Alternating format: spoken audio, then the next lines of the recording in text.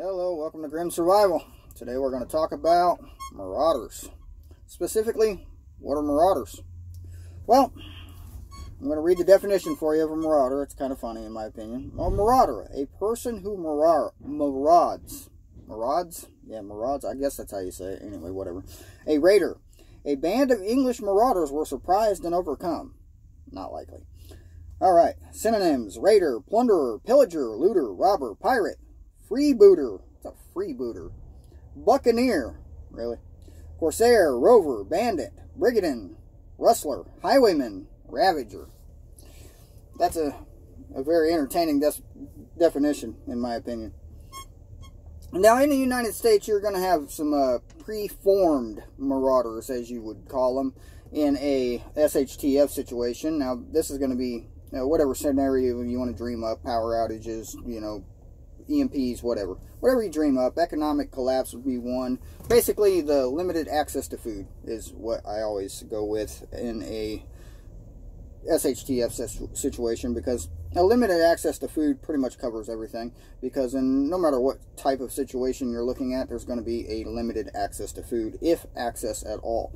So, preformed gangs, and these gangs range from ages 12 to 24-year-old kids, basically. Your average gang member is 17 to 18 years old, and the reason why they range all the way up to about 24 is 24 years old is about their lifespan, because most of them are dead by that age, if not soon, or if not before or soon after. Very few live past that age in recent studies. So, in the United States, there are 33,000 active gangs, according to the research I've done, which is limited, but that number varies, but as I'm sure you know, with an average of about 1.4 million members. So that is 1.4 million people who are predisposed to theft and murder already. Now, let's take those type of people and put them in a desperate situation where they can't just go and get food by whatever means they're doing currently, which is most likely theft of funds, money. They steal money and use it to buy food, or they have, people they prey on that give them food and whatnot.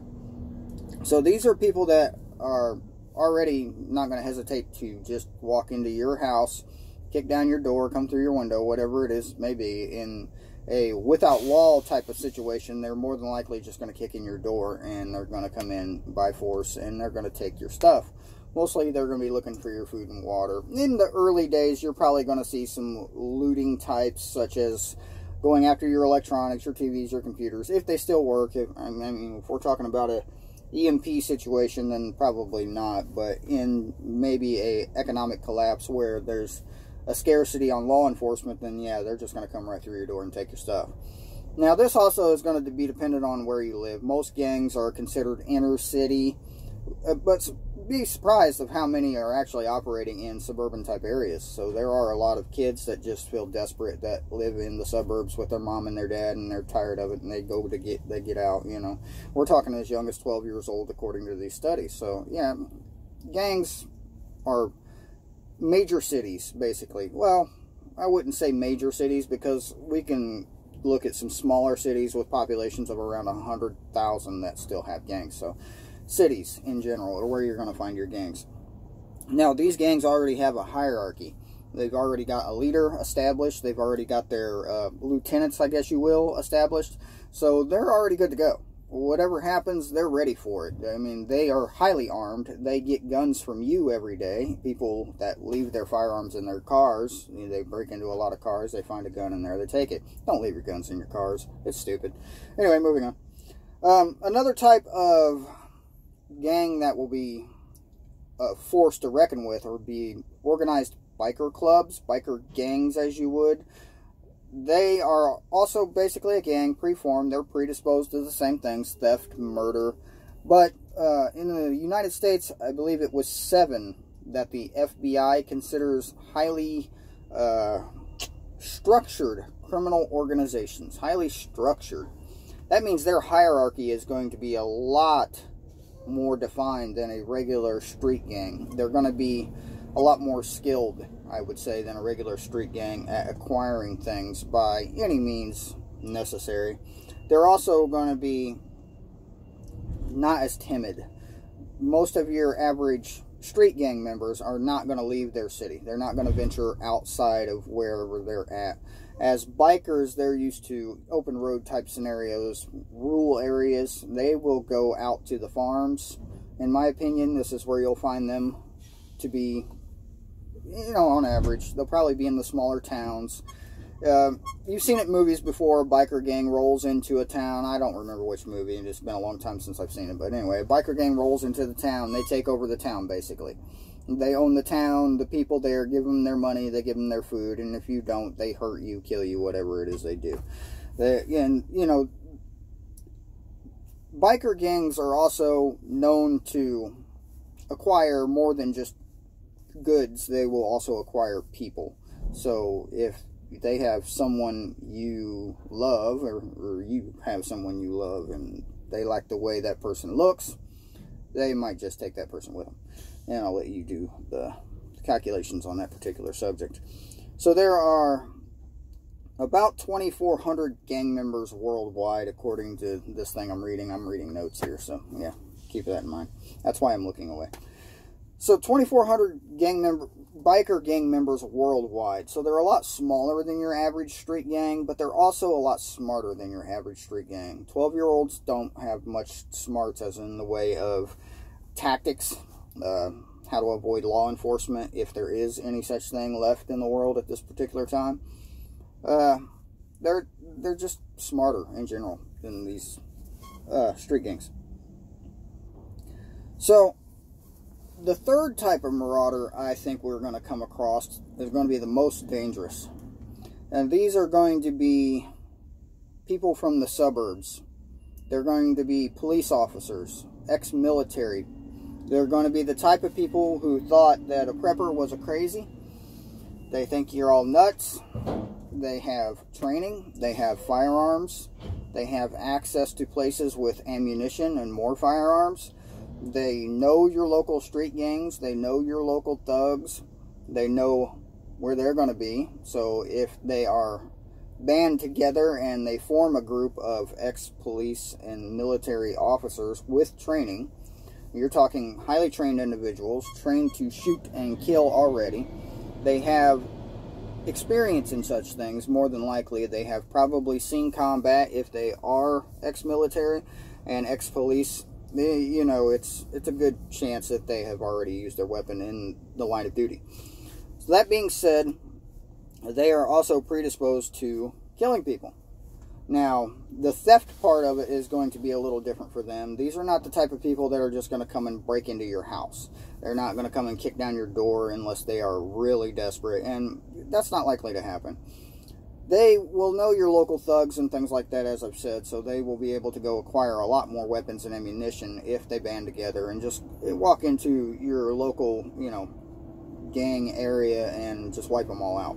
Because, like I said, the street gangs, they're a bunch of kids. They're not going to have skills. They're going to be holding their guns to the side. You know, you've seen the TV crap.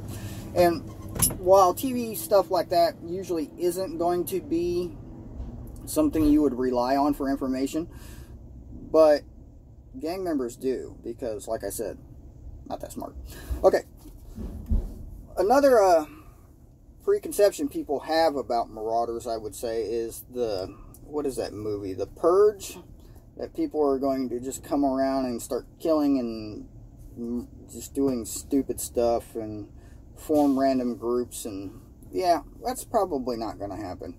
I mean, random groups are a possibility out of certain neighborhoods where people still communicate with each other. But most people are on devices constantly, and they don't have any outside communication. I mean, the general population don't know the name of their next door neighbor.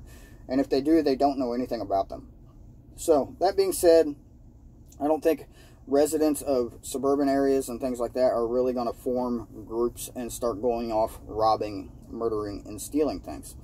They might, on the other hand, do it solo. So you may have, you know, what do you call a marauder who's by himself? Someone who marauds, I guess, whatever.